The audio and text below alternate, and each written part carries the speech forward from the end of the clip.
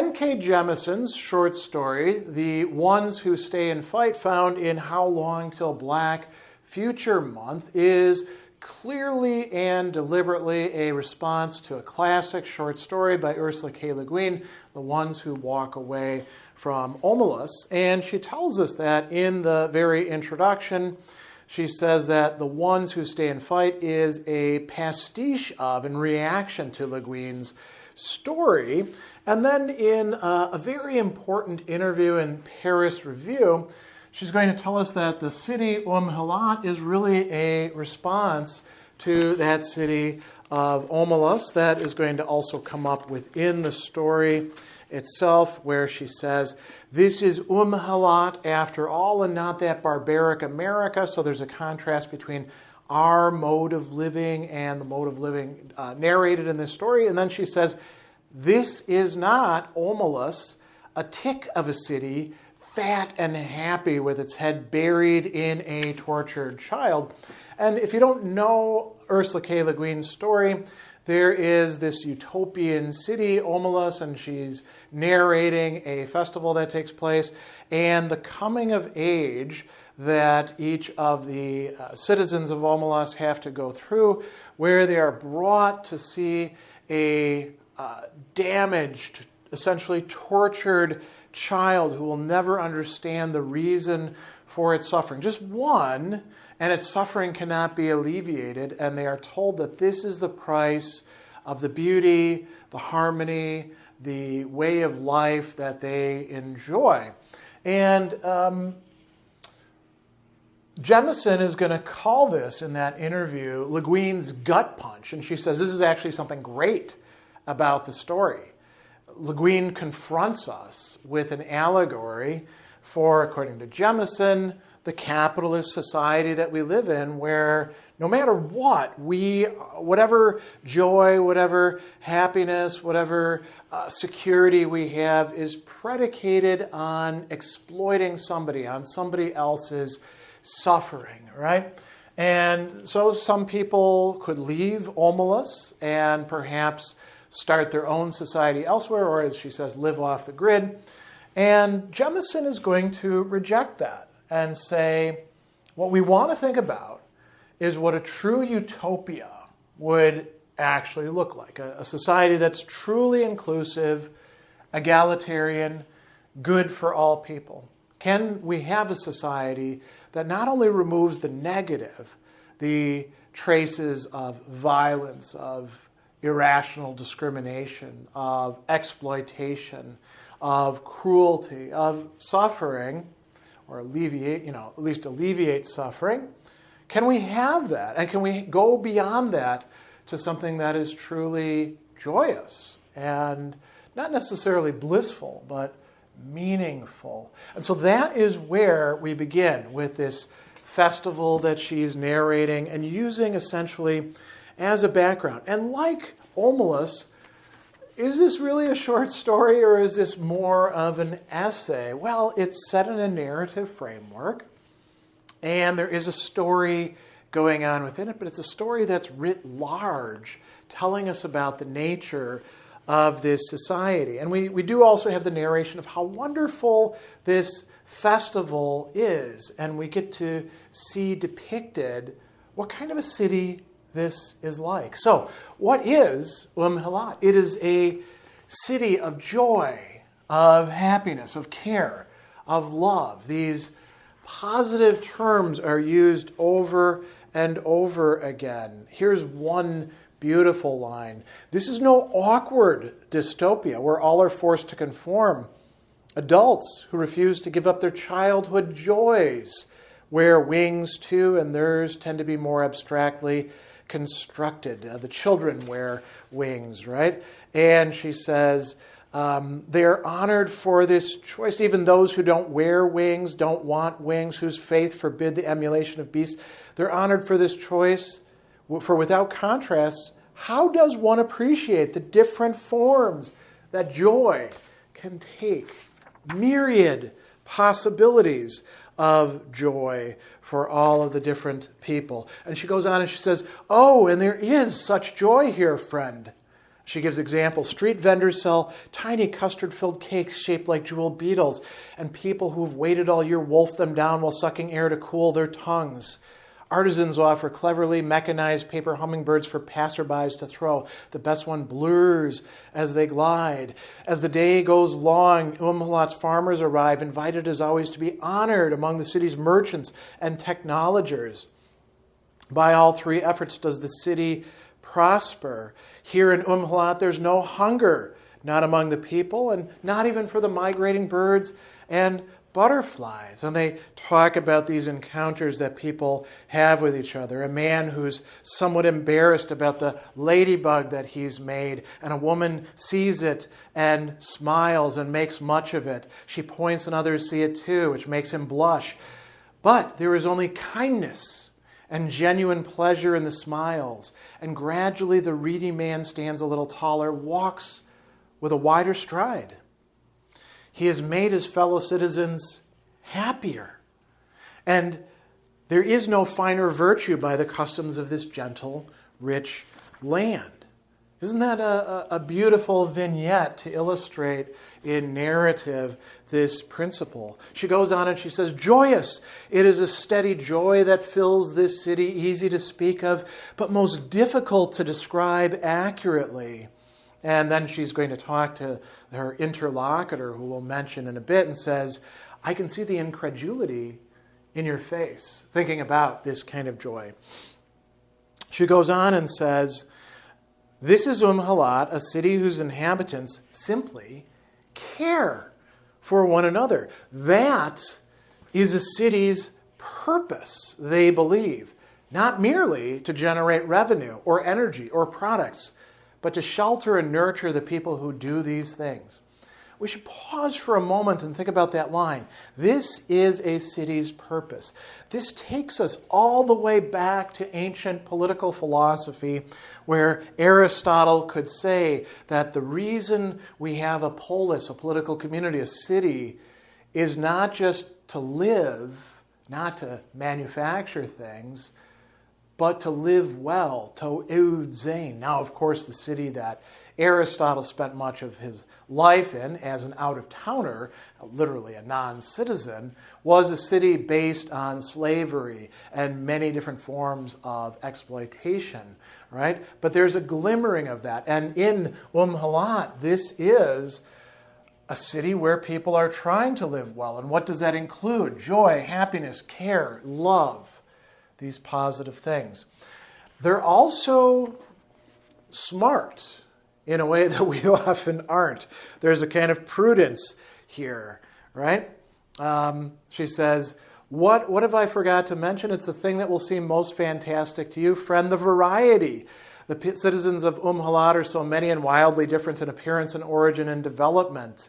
And she goes down and says, there are differences between people. There are darker people doing more menial trades, but they're trying to correct this. Why? Because the people of Um-Helat are not naive believers in good intentions as the solution of all ills. There are no worshippers of mere tolerance here, nor desperate grovelers for that grudging pittance of respect, which is diversity. Um-Helatians are learned enough to understand what must be done to make the world better, and pragmatic enough to actually enact it. And now we get to this interlocutor, right? Her angry interlocutor. First incredulous, and then getting upset with her. She goes on and she says, does this seem wrong to you? It shouldn't. The trouble is we have a bad habit encouraged by those concealing ill content of insisting people already suffering should be afflicted with further unnecessary pain. And then she's going to say something that's going to show up a little bit later in these social workers. That's the paradox of tolerance, the treason of free speech. We hesitate to admit that some people are just evil and need to be stopped. That is part of this being pragmatic enough to do what is going to make a good society, to oppose evil, to stay and fight. Now, the interlocutor becomes angry with her, right? She goes on, how does Um-Helat exist? How can a city possibly survive, let alone thrive? And then she puts words in her interlocutor's mouth. It can't be, you say. Utopia, how banal. It's a fairy tale, a thought exercise. Crabs in a barrel, dog eat dog, oppression Olympics. It would not last, you insist. It could never be in the first place. Racism is natural. So natural we will call it tribalism to insinuate that everybody does it. Sexism is natural, and homophobia is natural, and religious intolerance is natural, and greed is natural, and cruelty is natural, and savagery and fear and impossible, you hiss, your fists slowly clenching at your sides. How dare you? What have these people done to make you believe such lies? What are you doing to me to suggest that it is possible? This is the response that many people have to suggesting that something like this could be possible. Possible not just in the sense of an afterlife or a mere imagined utopia, as she says, a thought experiment, but that our world could be transformed to be something like this. And she says, how else can I convey this to you when even the thought of a happy and just society makes you angry? A city like this, you're saying, goes against nature, goes against how human beings are. And she says, it's almost as if you feel threatened by the very idea of equality, people being genuinely equal. Almost as if some part of you needs to be angry, needs unhappiness and injustice, and then says, is that really the case? Do you need this? What's going on with you that you actually do need this? And this is a suggestion to the rest of us as well. Do we need something like that? Not only do we inhabit a world in which inevitably we end up hurting other people, but does that stem from a need deep within us that makes us unwilling to think of a better place? Now we get to these characters that she calls something like social workers. So think of them as that, if you like, their role is no different from that of social workers anywhere. Word has come of a troubling case, and this is why they gather to discuss it and make a difficult decision. Why? Well, because Um-Helat is actually able to receive signals from another world. Now, the only world that they actually can get is our world. And so as she goes on, she says that, we can't travel to this. They wouldn't travel to it anyway. But they can actually listen on equipment which records minute quantum perturbations excited by signal wavelengths to our radio. You can watch our television. You can follow our social media, play our videos, like our selfies. We're remarkably primitive compared to Um-Helat. Time flows the same in both worlds, but they have not wasted themselves on crushing one another into submission, and that makes a remarkable difference. Anyone can do it, build a thing to traverse the world, at least in terms of information. What does this do? Well, these social workers are there, as she says, to ensure the happiness and prosperity of their fellow citizens. And how do they do this? The people who, in fact, go between in this way wind up corrupting themselves and could be corrupting the society itself. As she writes, there's an entire underground industry in Um-Helat, crime built around information gleaned from the strange alien world that is our own. Pamphlets are written and distributed. Art and whispers are traded. The forbidden is seductive, is it not? Even here, where only things that cause harm to others are called evil, the information gleaners know what they do is wrong. They know what destroyed the old cities in this world before. And this is something that all the Um-Helat citizens, when they reach a certain age, have to learn about. And it's foreign to them. What is foreign? For example, The young citizens of Um-Helat are shocked by the realization that once differences of opinion involved differences in respect, that once value was ascribed to some people and not others, that once humanity was acknowledged for some and not others, that some people were dehumanized, that some people were treated with contempt. As she mentions, difference could lead to contempt, but difference was never the problem in and of itself. Instead, it's what we do with that difference. And so these social workers, what do? They root out the sickness, the evil of sharing these ideas, the contagion, as we call it. And going on with this, these people are not like through and through evil, but they become contaminated with it, poisoned by it, right? They begin to perceive that ours is a world where the notion that some people are less important than others has been allowed to take root and grow until it buckles and cracks the foundations of our humanity. How could they, these people exclaim, of us earthers? Why would they do such things? How can they leave those people to starve? Why do they not listen when that one complains of disrespect? What does it mean that these ones have been assaulted and no one cares? Who treats other people like that? They're shocked. But even amidst their shock, they share the evil spreads. Allowing these ideas into full circulation will inevitably lead to people behaving in that way. And Um-Helat will come to resemble its own past and our present. And so what do we find? The social workers kill this man. They kill him painlessly, quickly, but he has a daughter who sees him stabbed through the heart with a pike. And this daughter is also herself deeply contaminated. She says, "I'll get back at you. I'll make you die the way you made him die." Something is very wrong here. She snarls, "How dare you? How dare you?" Much like the angry interlocutor, right? The social workers exchange looks of concern. Now notice what she says here. They are contaminated themselves. Of course, it's permitted and frankly unavoidable in their line of work. The social workers know that for incomprehensible reasons, this girl's father has shared the poison knowledge of our world with her. An uncontaminated citizen would have asked why after the initial shock and horror, because they expect a reason. There would be a reason. But this girl has already decided the social workers are less important than her father, and therefore the reason doesn't matter. She believes the entire city is less important than one man's selfishness. Poor child, she is nearly septic with the taint of our earthly world. But they take her and they put her into a quarantine.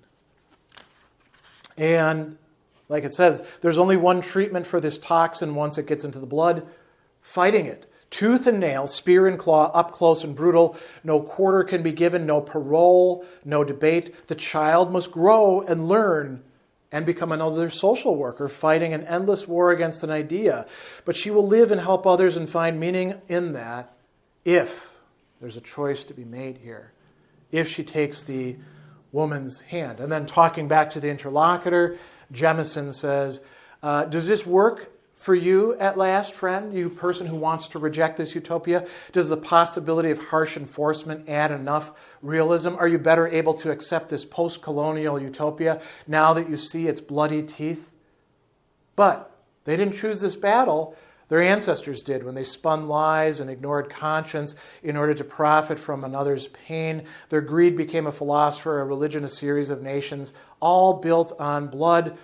Um-Helat has chosen to be better, but it too must perform blood sacrifice to keep true evil at bay. A utopia still requires sacrifice. A utopia still requires opposition. But there's a lot of scope for all of these great things there. And then she closes with something very interesting, where the contamination can go a different way. So these citizens of Um-Helat who have to be either killed or become social workers are contaminated by learning of our world. A similar thing can happen as we learn about theirs, as we read and think about this story. She says, see what I've done? So insidious, these little thoughts going both ways along the quantum path. Perhaps you will think of Um-Helat and wish, desire, right? Now you will finally be able to envision a world where people have learned to love as they learned in our world to hate. Perhaps you will speak of Um-Helat to others and spread the notion farther still. It's possible. Everyone, even the poor, the lazy, the undesirable, can matter. Do you see how just the idea of this provokes utter rage in some? That's infection defending itself. Because if enough of us believe a thing is possible, then it becomes so. It becomes possible, not yet actual, but it becomes an option for us. And so this story itself could have a kind of contaminating effect, could it not?